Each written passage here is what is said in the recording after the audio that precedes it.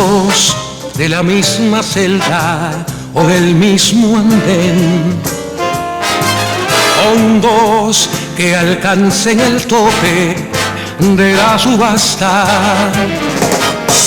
con dos que bailen sin casa en el mismo tren, con dos que resulten ser de la misma casta, con dos que entre tantos ecos se digan quién, con dos que se nos parezcan en la cana, dos que tengan el alma como de 100,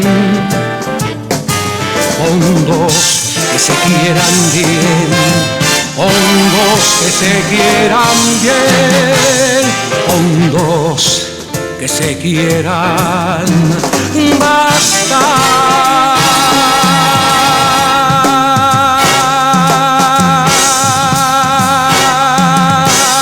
Muy buenas noches, estamos en Con Dos que se quieran dos. Como siempre me gusta decir, aquí en Quinta Avenida y calle 32, en la barriada de Miramar, en los maravillosos estudios Abdala. Hoy me acompaña, me da muchísimo placer presentarla porque es una mujer bellísima, talentosísima, una mujer de valor personal para afrontar la vida que a mí realmente siempre me sobrecoge. Uno de los músicos cubanos más talentosos, escribe música coral, sinfónica, hace arreglos, es productora de discos, ha sido profesora, toca el piano, bueno, en fin, es una verdadera joya nacional, mi lindísima y preciosa Beatriz Corona. Mi niña. Me da mucho gusto, muy buenas noches. Buenas noches, mi vida. Estás muy linda, a ver, que se va a poner nervioso aquí en esta entrevista de mirarte, voy a ser yo. Ahora fíjate, en estos días, vea, que yo y mi equipo, mi pequeño equipo de colaboradores en busca de información, Carmen Rosa, Petit, encontramos siempre mucha información tuya académica, catálogos de obras, están todas tus obras, están registradas, aparecen donde quieras. Pero si tú quieres saber de Beatriz Corona persona, hay muy poco. Aparece apenas tu fecha de nacimiento y tus estudios. Y no aparece más nada. Antes que empezara la entrevista me habías dicho que tú eras como casi todos los genios. Pero la discreción para ti ya es vocación, que nadie sepa, mantener ese misterio. Realmente no ha sido una intención. Yo creo que ha sido más importante o más atractivo para el resto de la gente la música como tal. O sea, realmente la traducción de mí, donde me pueden encontrar perfectamente como soy, ¿no? Yo creo que me narro mejor en la música que en las relaciones interpersonales, o no creo que mi vida sea mucho más interesante que el resto de la vida de todos los mortales. Es normal, es una vida, soy mamá de 3 hijos, eso es lo que me distancia un poco, o sea, lo que me hace un poco no distinta, sino que es mi oficio, es la música, y es donde allí realmente donde yo me expreso infinitamente mejor. O sea, yo de eso, o sea, de mi vida personal, nunca he querido, o sea, no he tenido la necesidad de ocultarla. Además es muy transparente y muy bonita.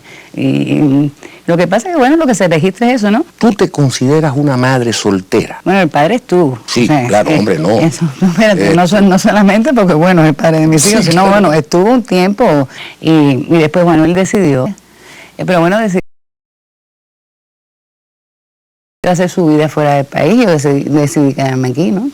Y entonces, no creo, o sea, no he pensado en el término como tal, en el concepto de madre soltera. Porque de alguna manera, o sea, soltería y estar solos y soledades y cosas, no. O sea, se fue el padre de mis hijos, siempre estuve con mi mamá, que bueno, que fue todo mi horcón, y siempre he estado con ellos.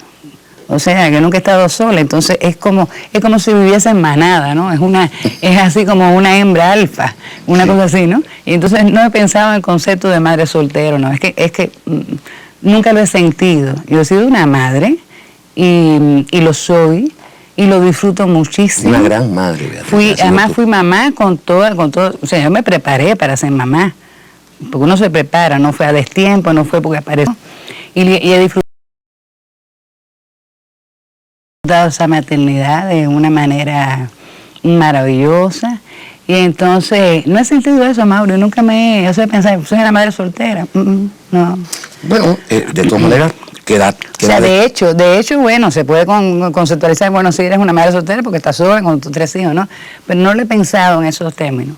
Estoy con mis hijos y con mis hermanos también, porque bueno, faltó el padre de mis hijos en un momento determinado, pero entró aquí también, que estaba como patrón masculino, ¿no? Y Daniel, mi otro hermano. Patricia.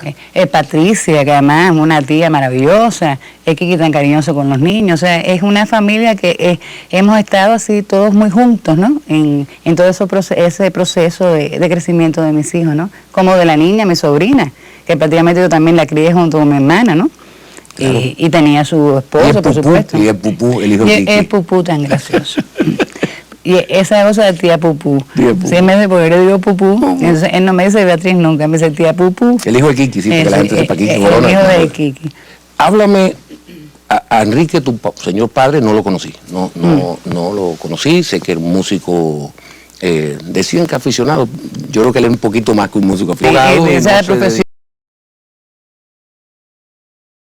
Profesor universitario. Pero cantaba y tocaba la guitarra. Maravillosamente, es genial, papi. Por eso. Y a Camila sí, a Camila sí la conocí, ambos ya no están contigo, pero háblame de ellos, porque a Camila, yo recuerdo a Camila, era tan dulce cada vez que yo llamaba allá a la casa. Muy dulce, además muy dulce, muy jovial, una mujer muy especial.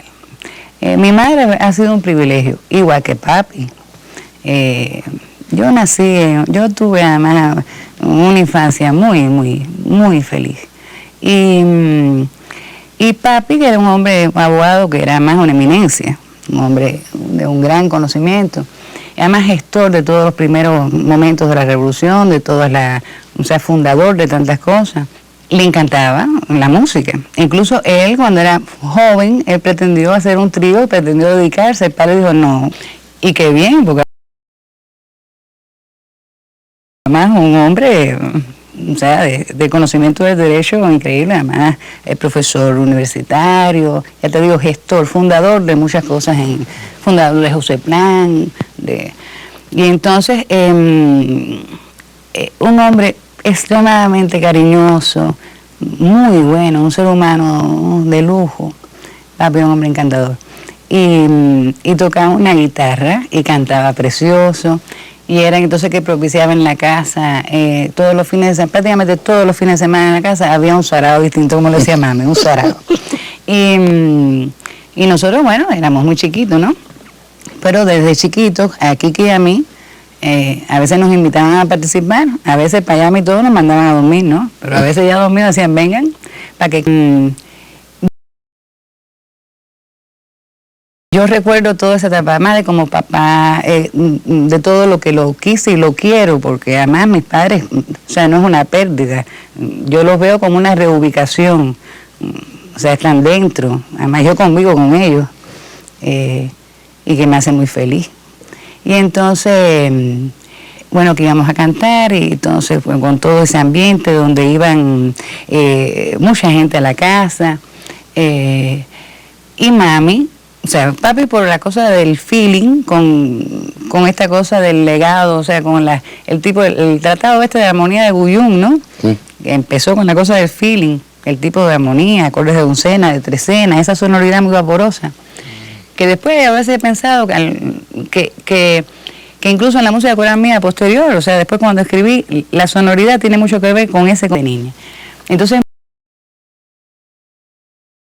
mami, una mujer encantadora, valiente, honesta, muy divertida, simpaticísima, inteligentísimos los dos, realmente, brillante.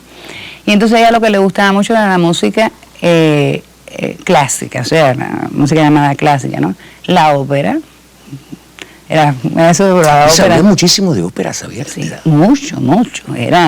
Y entonces además estudió canto. O sea, toda afición, ¿no? Pero ella estudió canto, me cantaba precioso. Y como había estudiado francés, que lo hablaba perfectamente, entonces le gustaba cantar en francés. Entonces después de estas cosas te contaba, porque de estas fiestas esas que no paraban, empezaban los sábados y terminaban los domingos, ¿qué domingo? Las madrugadas de los lunes. Ella después que hacía, porque además una anfitriona de esa perfecta, atendía a todo el mundo. Entonces después que terminaba se sentaba. Yo se parecía a ver que Camilita, para que cante, él la acompañaba y mami cantaba sus canciones en francés. Y entonces, bueno, esa fue primera la protección de los dos. Me sentí muy protegida, muy querida. Y así crecí. Y papi se fue temprano, ¿no? Bueno, yo tenía apenas 21 años.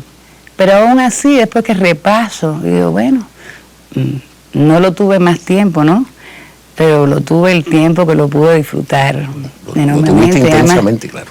Quise mucho y que me legó muchas cosas importantes en la vida. Un hombre de muchas virtudes, un hombre justo, con un gran sentido del honor, del decoro, finísimo ser. Entonces, bueno, después, chiquito, tenía apenas 18 años, Kiki también, que me lleva un año nada más, éramos muy jóvenes. Entonces, bueno. Patricia es la mayor, después viene Kiki. Patricia es la mayor, Patricia que es médico. Médico, claro. Después viene Kiki, yo soy la tercera y Daniel. Sí. Ahora, fíjate que yo estaba leyendo en un blog, es una de las veces que has ido tú a Argentina. Él dice, hay quien toma la música coral solo como un hobby o algo para pasar el rato. El que hace eso se está perdiendo mucho más de la mitad de lo que puede obtener de ella. Y lo mismo les debe suceder a quienes la toman solo como un modo de ganarse la vida. Se puede tomar la música como un hobby. Alguien que se dedica a la música, quiero decir. Si tú tienes la música, no solamente como un hobby, si tienes la música nada más que como un medio de vida, no es que sea un hobby, es que es un trabajo más. Sí, es vivir de la música. Y no para. O sea, lo ideal es vivir de la música y para la música. Ya. Es lo ideal, ¿no? Bueno, porque uno tiene que vivir, ¿no? Pero principalmente vives para la música. Porque la música es un estado también de ánimo. Y entonces, bueno, si la racionalizas mucho, pues deja de ser música, y deja de ser abstracta, y deja de ser, bueno, como es, infinita. Yo lo que creo es que, en mi caso no sé cómo decirte, o sea, no sé cómo alguien puede, o sea, vivir, ser músico y tener la música como un hobby, ¿no? Pienso que podría ser eso, ¿no? De que la tienen sí, nada más como, lo que él dice, como una, no, sí, que nada más que, o sea, para tener dividendos y punto, o sea, y no le importa qué pueda pasar con su música, ¿no? Yo por supuesto que me interesa, claro, tener algún dividendo con mi música, pero me es mucho más importante que se haga, que se suene, que la gente la haga suya. Y como eso ha pasado afortunadamente, no he tenido en ese sentido, yo creo que es que ningún fracaso. O sea, ningún dolor de que haya sido rechazada o que no haya sido bienvenida de algún modo o que haya sido minimizada, no me ha pasado. Y la gente la ha hecho suyo, incluso gente de tantas culturas disímiles, que entonces ya la música no es que no sea ni hobby, es que la música llega un momento que ni te pertenece, fíjate. Porque o sea, no la puedes ni localizar, pero sí está en muchos lugares. Entonces, de algún modo, uno no la puedes ni dirigir, ni redirigir, ni ponerle coto o darle más promoción. Sencillamente ya se me fue de las manos. Y aquí él dice también, Bea, que tú te sobrecogiste cuando te enteraste que en Argentina, y yo pudiera decir que casi toda América Latina, hay coros vocacionales y no como nosotros, que nuestros coros son profesionales. Siempre les he dicho cada vez que estoy, porque bueno, con toda honestidad, porque es real, ¿no? Porque entonces la gente me dice, bueno, pero es que los coros cubanos, entonces el nivel de los coros cubanos, Y yo le digo, bueno, sí, los coros cubanos tienen un nivel, pero es que los coros cubanos son profesionales. Y es maravilloso que ustedes, sean ingenieros, médicos, abogados, estos se unan 2 o 3 veces a la semana, canten y canten así. Y además, aunque no canten así, es maravilloso que canten a la perfección, o que canten con gusto, o que hagan una cosa decorosa. Es que si no cantan así y cantan más o menos menor, y aunque existan sus desafinaciones y cositas y problemas con la música, pero el hecho de querer unirse y cantar fuera de sus profesiones, es que se revitalice. Además es importante porque es un medio también de socializar, es un medio de formación, de solidaridad. El coro tiene su cosa, además tiene mucho que ver con nuestro sistema, tiene que ver con muchas cosas, porque el coro sí forma.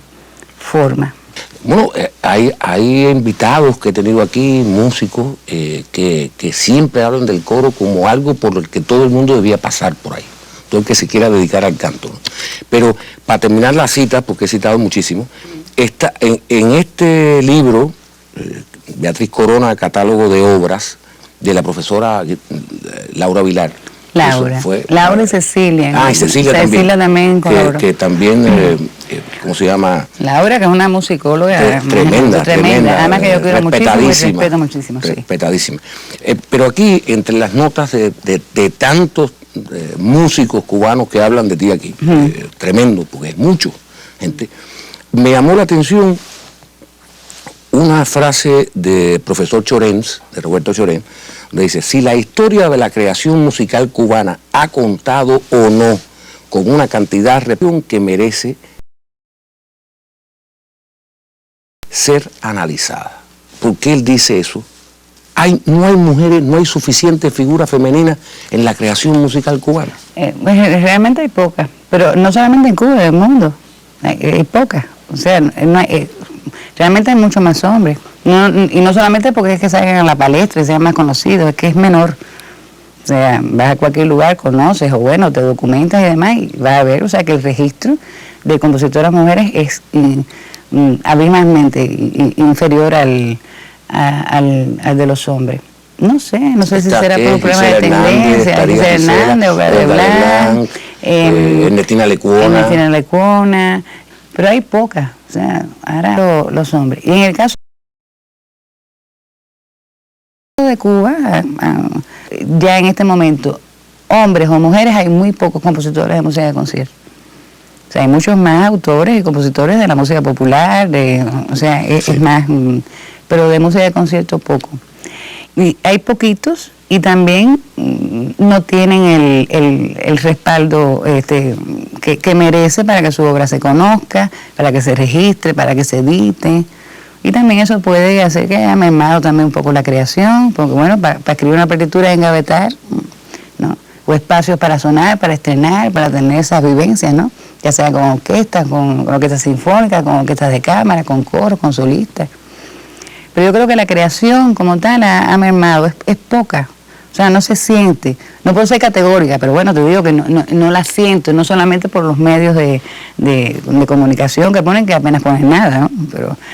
Pero no sé, en los materiales de estudio para las escuelas, en las cosas, no existe. Es poca la... Es poco lo que hay de lo que se ha hecho recientemente. Recientemente y hace unos cuantos años. Hace unos cuantos años. Es poco, o sea, no ya para mí recientemente dura 50. Sí, es una creación, es poca, o sea, no creo que sí. Además de eso, si esa poquita creación no chocas con la concreta, que es el público, o que son tus colegas, que se quedan, no sé, en una cosa muy familiar, con amigos muy cercanos, o se lo tocas al piano, no es lo mismo. O sea, tú tocas al piano una partitura, pero cuando suena la orquesta es la magia. Y tú dices, ¿y esto cómo fue posible? Es otro sonido. Y hace falta también. ¿Pero tú no estudiaste composición o sí estudiaste composición? No. Yo estudié dirección coral. Dirección coral. Bueno, ¿y cómo surgió entonces la compositora? Amor, y me estás haciendo preguntas que no sé. Imagínate tú. ¿Cómo que tú no sabes? ¿Tú sabes de cantidad? No, pero no sé, porque eso, chicos, no sé. Parece que es una necesidad. ¿Pero que te sentaste un piano un día y hiciste una melodía? No, ya yo, por ejemplo, adolescente, 12, 13 años, yo empecé con la guitarra. Ya te contaba atrás una cosa de papi, ¿no? Yo aprendí a tocar la guitarra con estas cosas del feeling, de la trova tradicional.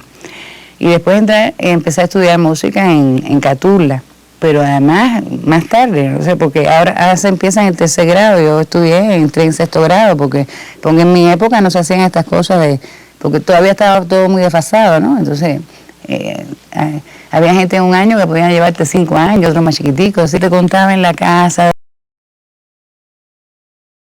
de la música, de las cosas, después el aprendizaje de la música, tener las herramientas, después de haber pasado por diferentes estudios, o sea, empecé por piano, después estudié dirección coral, pero ya a nivel medio te dan una serie de asignaturas que son importantes, que te calzan, que te amplían todo el espectro musical, contrapuntos, armonía, los grandes profesores que tuve, que también a su vez eran compositores. Yo tuve el privilegio de ser alumna de Diez Nieto, de Harold Gramash, de José María. José fue profesor mío de piano. José fue. Sí, de piano complementario, sí. Que aquello era una cosa tremenda, porque las clases se convertían además me enseñó José, incluso fue que me enseñó los primeros cifrados. Pero yo no sabía escribir cifrado, porque me estaba estudiando en la escuela, no sabía, todo muy académico. Voy a explicarle al público así poquito qué es un cifrado. La gente sabe lo que es una partitura y qué son las notas. ¿Qué es el cifrado? El cifrado es que entonces tú con letras, o sea, denominas un acorde determinado. O sea, si vas a hacer un acorde de la A, entonces A, es 7. Entonces, bueno, es también una manera de hacer un tipo de partitura. O sea, que no tiene jeroglífico, no tiene las noticas y la cosa, pero tiene algo que puede seguir un guitarrista o cualquier músico, un pianista. Y sobre esa base del acorde improvisar, tocar, acompañar y demás. Y yo eso no lo sabía, José me lo enseñó. Y entonces... Y además José, un hombre de una gran cultura, sí. y además es una persona muy entretenida. Entonces sí. Debe haber sido las clases de José María tienen que ser... No, una maravilla. Simpático además. Simpatiquísimo, José. Y entonces... y me daba mucha libertad, y también, bueno, yo me acuerdo que ya había escrito algunas cosas antes, ¿no? Porque José me dio clase creo que el último año. Pero entonces, como yo no estudiaba nunca, había cierto desorden ahí en la clase de José María, entonces bueno, y yo no estudiaba nunca. Entonces, deja que vea esta entrevista, deja que José vea esta entrevista. Y entonces, había cierto desorden en la clase de José María Vitier. O sea, de esa cosa, porque el maestro José María. Además, que es como debe ser. O sea, yo tengo otra concepción de cómo se enseña la música, porque además... podría estar todo el tiempo, o yo estar todo el tiempo, o ir a todas las clases y decir si esto es así, no sé qué cosa.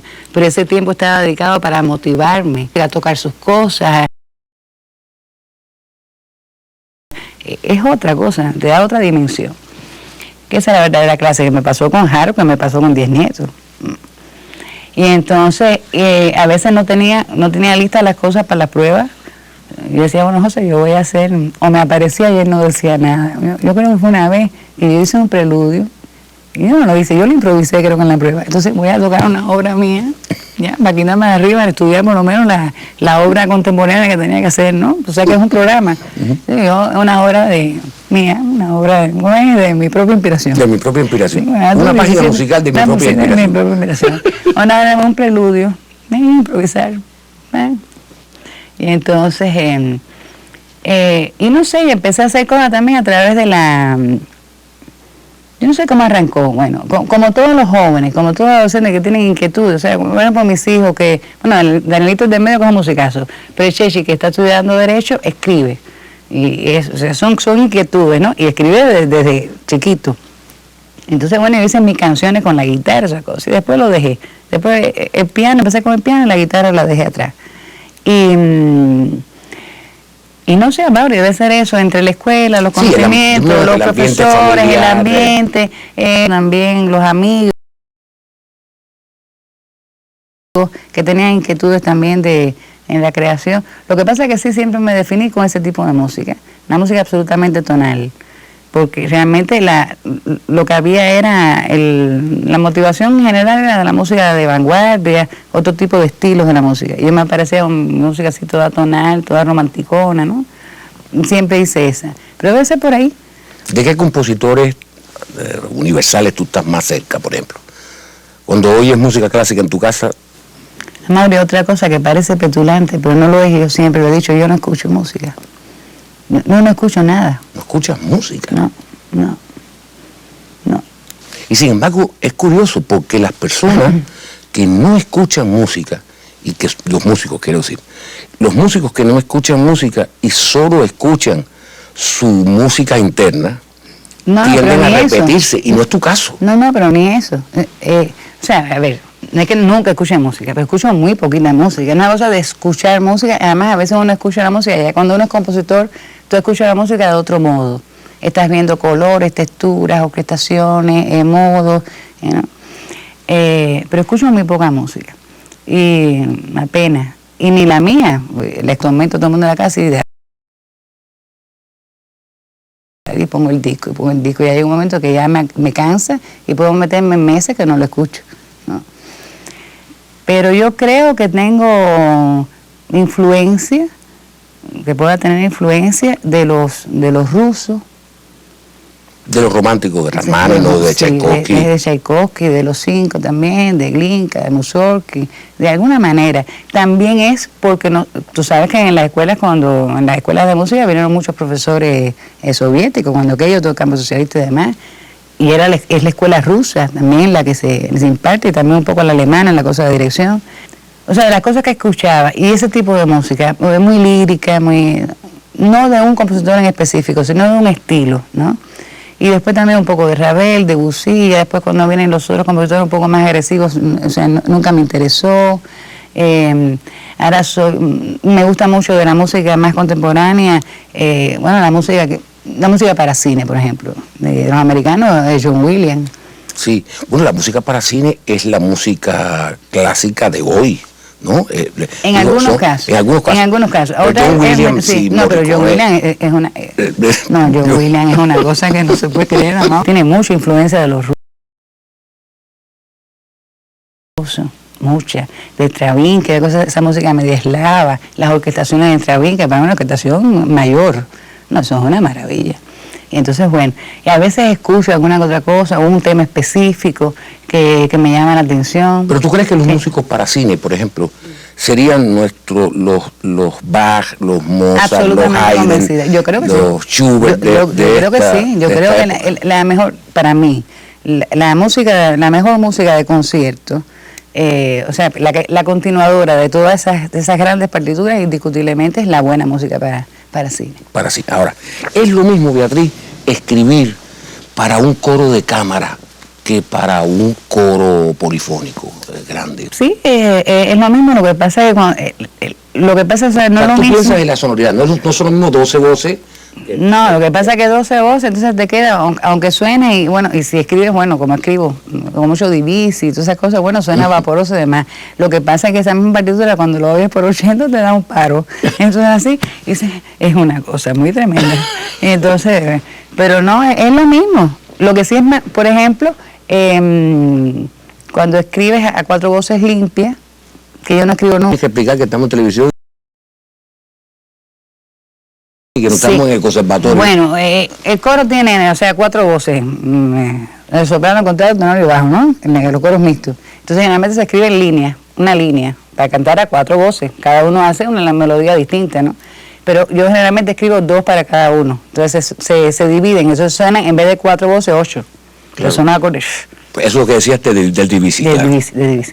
Pero entonces no es lo mismo, no importa la música, la partitura, lo que no es lo mismo es el formato, es igual que no es lo mismo sonar con una pequeña orquesta que sonar con una orquesta. Y también con el tipo de orquesta. Sí, pero si llega Beatriz, mi pregunta viene por aquí. Yo te encargo 2 obras. Sí. Beatriz, quiero que me hagas 2 obras. Una que me la hagas para un coro para Exaudi, por ejemplo, y esta otra que me la hagas para el coro nacional. Cuando tú te pones a escribir, tú dices, voy a hacerlo para que el chiquito suene grande. No solamente en la forma, o sea, no en la armonía y en la textura de la música, sino en los registros.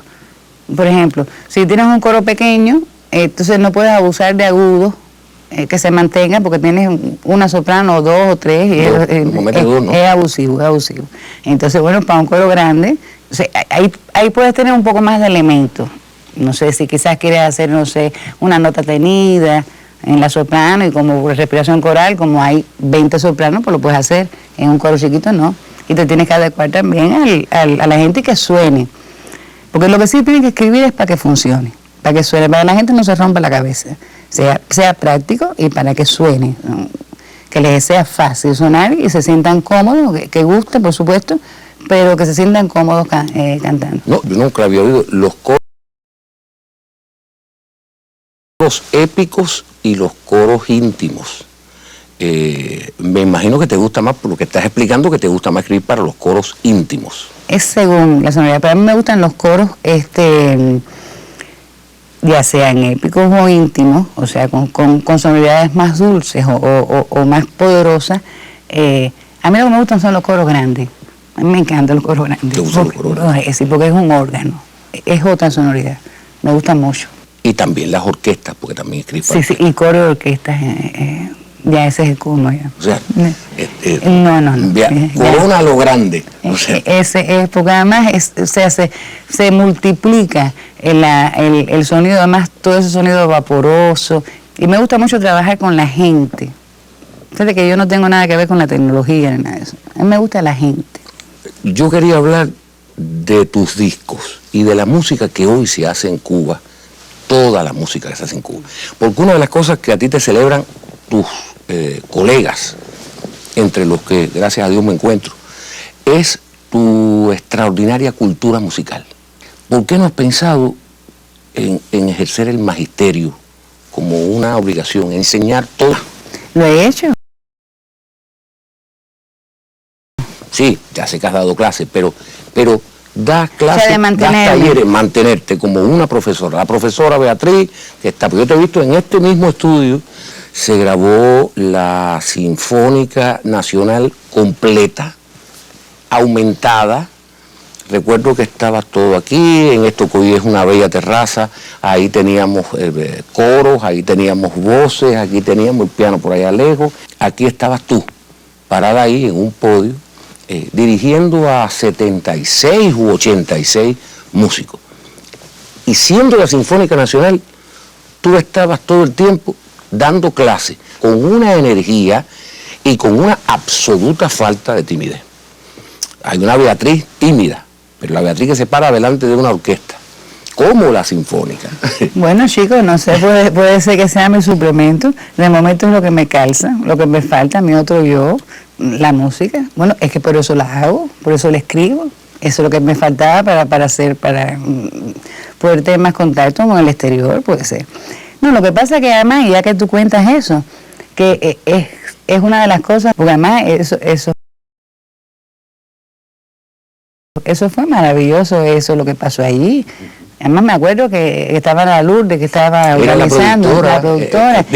Estoy hablando de un disco del año 2000 y que Beatriz me hizo el favor de hacerme 3 o 4 arreglos para eso. Fueron 3 arreglos. Me acuerdo que habían separado como 3 días, o 4, no sé, una cosa así. Sí. Y me acuerdo que entonces además yo llegué un poco tarde, ¿sabes? Bueno, porque estaba terminado, ¿te acuerdas? Que yo, además todas las partituras a mano. A mano, esa es y la otra. todo eso. Que además que me encanta la partitura, el manuscrito.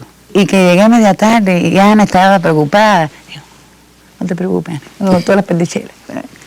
Y me acuerdo más de la sensación, que también el problema es que en la orquesta hay mucha gente, o que fueron alumnos míos cuando impartí clases, o fueron compañeros míos de estudio, o fueron profesores, o fueron gente que yo conocí cuando entonces era estudiante y cantaba con la sinfónica, hacíamos esas cosas sinfónico-corales.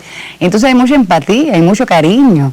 Pero tú sabes que a veces el cariño y entonces y el orden y la disciplina se puede, pero no pasó ni eso, quizás, bueno, porque puede ser que sea enérgica eso, pero todo fluyó así. ¿Te acuerdas que grabábamos y las 3 cosas y se pensaba que iba a ser, no sé cuántos días, lo hicimos en un día? En un día se hicieron las y además con qué gusto tocaron esa gente. Y me acuerdo que todos estábamos también muy emocionados porque como se nos gustaba. Y entonces qué bonito, ¿no? Fue una experiencia maravillosa. Fue muy emotivo. Una canción preciosa. Y otra cosa es que esa canción, me acuerdo que mami, ella me decía, ponme Sol en septiembre. Sol en septiembre. Y decía, pero mami, ¿para qué? Para llorar.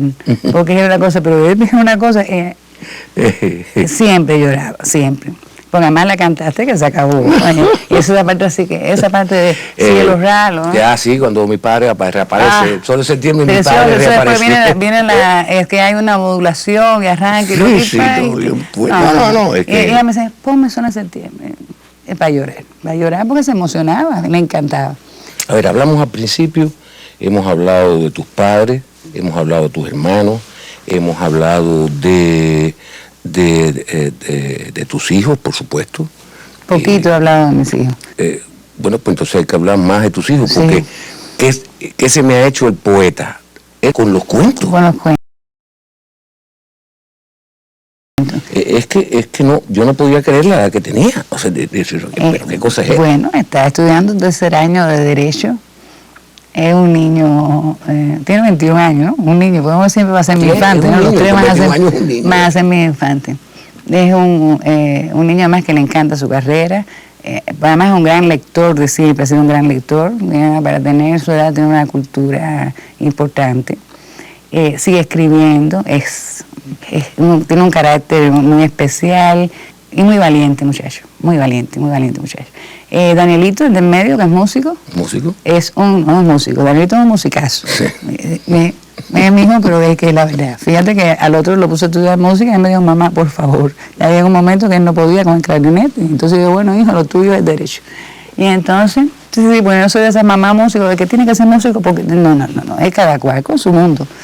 Y entonces, Danielito, un musicazo, ese niño, que ya tan jovencito, y bueno, y producto de la escuela de arte, porque es formado aquí, nada de formado, cursos en libro aquí, ya tiene 2 premios internacionales de composición, y no ha estudiado composición, pero escribe y además tiene una facilidad tremenda. Es un niño buenísimo, ¿sí? Camilo está estudiando en el preuniversitario, está en la Tamayo, que también hizo Chechi, y además es una escuela excelente. Y el otro día nos sorprendió con un cuento que te lo tengo que mandar. Ah, bueno, mándamelo. Porque Chechi y Danielito dijeron, ¿cómo? Bueno, Camilo sorprendió con un cuento de eso que es una onda filosófica, es otra cosa. Bueno, son muy graciosos mis hijos, además tenemos una relación muy abierta, muy bonita, muy honesta, e indudablemente son lo mejor de mí, Amaury, mis hijos. Bueno, ahora, de alguna manera para este lado tuya también. Fíjate, he admirado tu belleza, tu tesón, tu musicalidad, tu talento. Tú lo que me quieres mucho. Y aparte te adoro, te adoro, siempre te he querido mucho y soy un admirador tuyo y conozco muy bien tu obra, no toda, nadie conoce todo de nadie, pero conozco bastante de tu obra musical. Pero siempre me ha llamado la atención que Beatriz Corona es una mujer con principios. Porque los principios no cambian, Amaury. Además, los principios son universales. Amén en el país que vivas, la sociedad que existe, el sistema, el político, aunque yo comulgo absolutamente con este. Pero los principios, no por contextos determinados, o por carencias, o por debacles, o por desórdenes, ni se debilitan. Los principios son la armazón, la osamenta, lo que te da fortaleza, rigidez, que te tiene en pie en cualquier situación de la vida. Y no se violan nunca. Aquí conocen el clásico periodo especial duro. Bueno, es que en el periodo especial, fíjate qué clase de rebeldía o de ser un ser más revolucionario que tener 3 hijos, ¿no? Eso cualquiera pensaría, porque cuando estaba embarazada de mi tercer hijo, hasta los médicos me decían, pero Beatriz, piénsalo bien, porque fue un momento difícil. Pero una mujer joven que podía haber, en situaciones desesperadas, tomar soluciones desesperadas también, ¿no? Y nunca lo hice. Y no viví de la música. Me hice repostera, de momento. Y siempre grité que es la hora de hacer revolución, como dijo mi hermano. Como dice Kiki. Sí. Y porque eso es sagrado. Y hay cosas que son sagradas, hay cosas que no se puede perder, porque además pierdes todo, pierdes tu horizonte. hay cosas que son inquebrantables, no se puede porque es que ni lo he pensado, es una profesión de fe, justa. Y me siento además feliz y autorrealizada de haber mantenido una postura correcta para mí y correcta para todos en general y correcta para mi familia y correcta para mis hijos, porque además tienen los mismos valores, son muchachos y eso no es por obligación, eso es una cosa que se va armando y va pasando de generación en generación, que fue lo que hizo mi padre y fue lo que hizo mi mamá también, ¿no? Nunca claudicar, nunca claudicar. Bueno, Beatriz, a ver, ¿qué te voy a decir? Te lo he dicho durante toda la entrevista, te quiero mucho, te quiero a ti, quiero a tus hermanos, quizá a tu madre, muchísimo, quiero a tus hijos, quiero tu música y quiero que siempre pueda decirte que puedas contar conmigo, tú sabes, yo lo sé, para un programa de televisión, para una fiesta y para lo que sea. Esa es la que me gusta. Te quiero mucho. Muy bien. Precioso.